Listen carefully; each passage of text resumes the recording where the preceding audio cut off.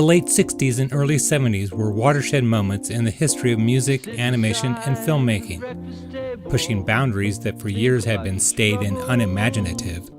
Filmmakers, songwriters, and animators were suddenly inventing and rediscovering techniques that entertained audiences in ways never thought of before. The epitome of combining music and animation in that era was the Beatles' Yellow Submarine from 1968. But consideration should also be had for a film that came out a few years later, and from a singer-songwriter whose name was often bandied about as being in contention as a fifth Beatle. We're talking about Harry Nilsson in his 1971 album and animated movie of the same name, The Point. Nilsson was just starting to see his popularity and critical acclaim rise when he was inspired to create The Point. Supposedly dropping acid and then taking his dog for a walk, he saw points in everything around him during that stroll.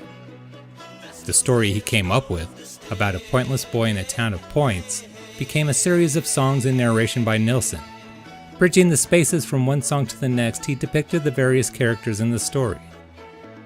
The inclusion of drawings, by artist Gary Lund illustrating the fable, only added to the appeal of the work. Before long, the album was made into an animated TV movie, using Lund's original artwork as the visual basis. And by early 1971, both the record and film were released within a month of each other. The Point aired as an ABC Movie of the Week TV movie on February 2nd, 1971, with Dustin Hoffman as the narrator. Because Hoffman had done the job as a favor to Nilsson, he had taken the $20,000 gig under the stipulation that his performance air only once.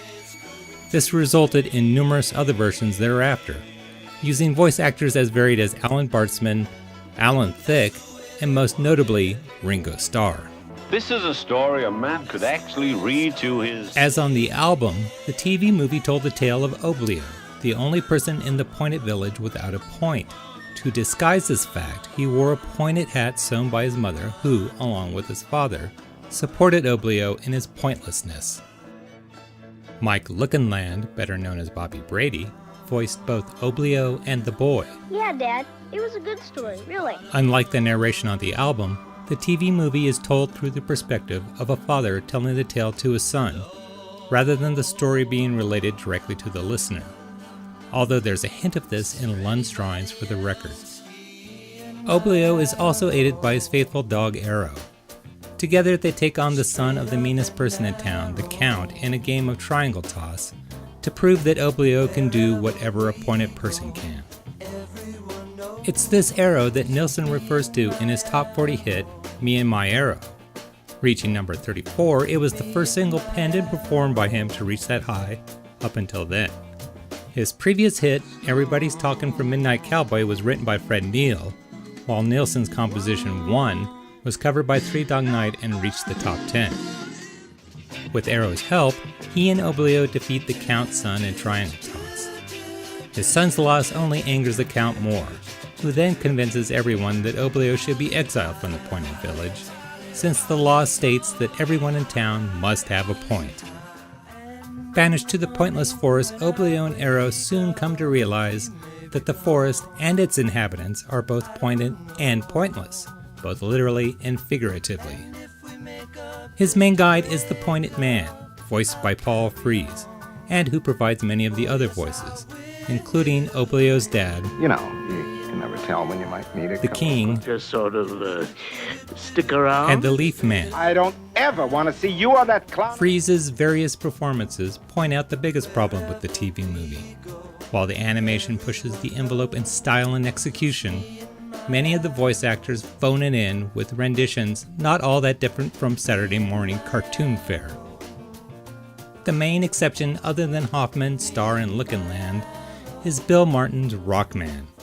Taking Harry Nilsson's original rendition and running with it, You've been goofing with the bees. Martin's interpretation is fresh and alive, embodying the period and along with it, the character. You've been goofing with the bees. While the voice work is a mixed bag, the animation shines in an era where a good deal of the productions failed. The musical sequences, much like Yellow Submarine, were forerunners of music videos from the coming decade. Using watercolor, inks, and markers, the animators created a unique style in both image and movement.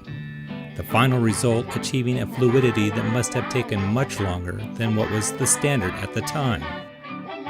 The content wasn't just literal translations of the lyrics either.